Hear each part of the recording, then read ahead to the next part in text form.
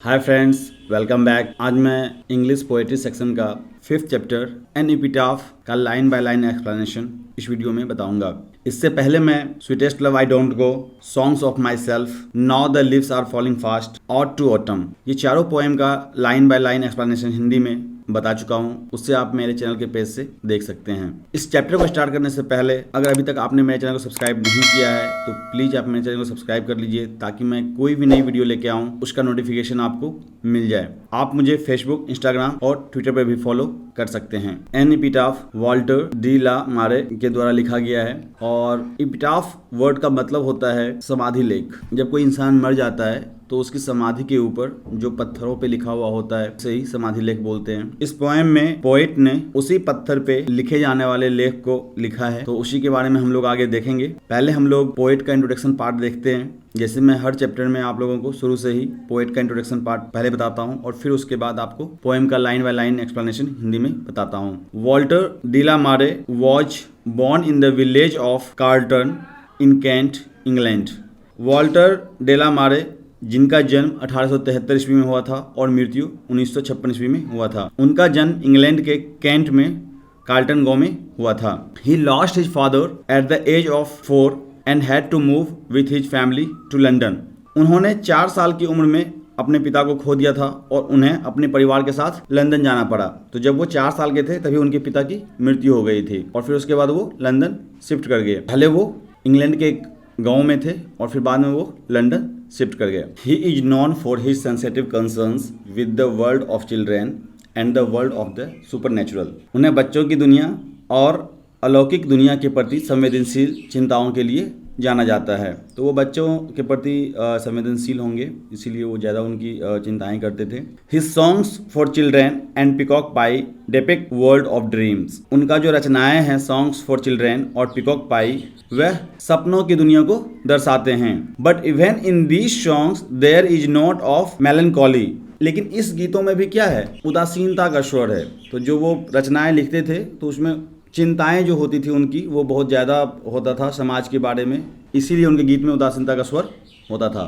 The poet make us aware of the inhuman condition of modern life. कवि हमें आधुनिक जीवन की अमानवीय स्थिति से अवगत कराता है।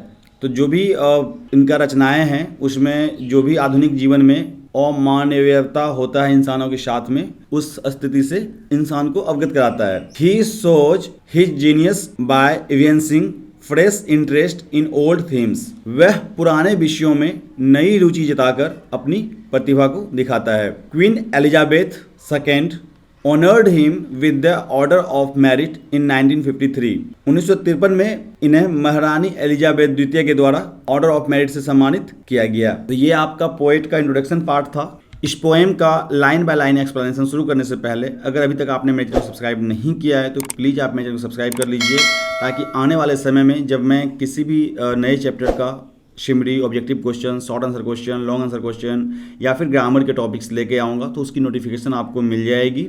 ये जो पोएम है वो एक समाधि लेख है। पोएम में जब हम पढ़ेंगे आगे तो जो भी लाइंस हैं वो हैं तो पोएट के, लेकिन अब यह समाधि लेख पे लिखा जा चुका है। इसलिए आप ये समझना इस पोएम में कि यह पोएट नहीं बल्कि समाधि लेख जो है, जो समाधि की जो शिला है, जो पत्थरों पे लिखा हुआ होता है, वो शिला बोल रहा है। लिखा तो पोएट के द्वारा गया है, लेकिन आपको ये समझना होगा कि यह जो लाइंस हैं वो कौन बता रहा है, एक शिलालेख हम लोगों को बता रहा है। इस तरह से उन्होंने लिखा होगा, तो वो मैंने एक पिक्टोरियल रिप्रेजेंटेशन यहाँ पे किया हुआ है। अब आइए देखिए पोएम का line by line meaning. Here lies a most beautiful lady, light of step and heart was she. जिस पत्थर पे यह समाधि लेख लिखा हुआ है वह बता रहा है यहाँ एक खूबसूरत महिला आराम कर रही है। Light of step and heart was she. Step and heart means होता है इधर उधर घूमने वाली, तो वह इधर उधर घूमने वाली थी। मतलब यहाँ पे इस लाइन से यह बताया गया है कि यहाँ पे एक खूबसूरत महिला अंदर लेटी हुई है, आराम कर रही है। मतलब जब मर जाता है कोई इंसान तो उसको दफना देते हैं या जला देते हैं। क्योंकि पोएट क्रिश्चियन था तो वो क्रिश्चियन में मरने के बाद लोगों को दफनाया जाता है एक ताबूत में बंद करके। तो उसी के बारे में यहाँ पे बता रहा है कि यहाँ पे खूबसूरत महिला आराम कर रही है और वह जब जिंदा थी तो वह इधर उधर घूमने वाली थी। मतलब वो पूरी स्वच्छंद विचार की थी, जहां मन होता था वहां जाती थी। I think she was the most beautiful lady that ever was in the west country. मुझे लगता है कि वह सबसे खूबसूरत महिला थी। जो महिला यहाँ पे आराम कर रही है या जो महिला यहाँ पे दफनाया गया है वह सबसे खूबसूरत महिला थी। पश्चिमी देशों में शायद ही इतनी खूबसूरत महिला थी। तो जो महिला वहाँ पे दफनाया गया था उसके बारे में लिखा हुआ है कि जो महिला वहाँ पे है उससे खूबसूरत महिला पश्चिमी देशों में शायद ही था। बट ब्यूटी वेनिसेस, ब्यूटी पासेस, लेकिन सुंदरता गायब हो जाती है, सुंदरता नष्ट हो जाती है। इस लाइन से जो पोएट हैं वो ये बताना चाहते हैं कि आदमी का सुंदरता परमानेंट नहीं होता है, वो एक ना एक दिन नष्ट हो जाता है। हाउएवर रेयर इट बी, चाहे वो कितना ही दुर्लभ हो, क्योंकि वो कितना ही ज्यादा सुंदर क्यों ना हो, वह एक ना एक दिन नष्ट हो जाएगा। एंड व्हेन आई क्रम्बल, जब मैं नष्ट हो जाऊंगा। अब देखिए यहाँ पे क्या है, शिलालेख बता रहा है कि जब वह शिलालेख नष्ट हो जाएगा, who will remember this lady of the west country, तो पश्चिम देश की इस महिला को कौन याद करेगा। तो ऑब्वियस सी बात है, जब तक वो शिलालेख वहां पे है तब तक लोग उसको पढ़ करके जान जाएंगे कि यहाँ पे एक पश्चिम की बहुत खूबसूरत महिला को अंदर दफनाया गया था।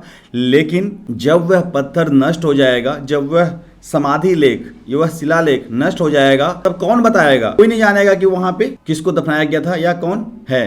तो ये आपका इस पोएम का लाइन बाय लाइन मीनिंग था। उम्मीद करता हूं कि आपको यह समझ में आया होगा, और अगर आपको यह समझ में आया और ये वीडियो पसंद आई तो आप मेरे वीडियो को लाइक कीजिए, और अगर अभी तक आपने मेरे चैनल को सब्सक्राइब नहीं किया है तो मेरे चैनल को सब्सक्राइब कीजिए। मिलता हूं अगले वीडियो में नेक्स्ट चैप्टर के साथ, तब तक के लिए धन्यवाद।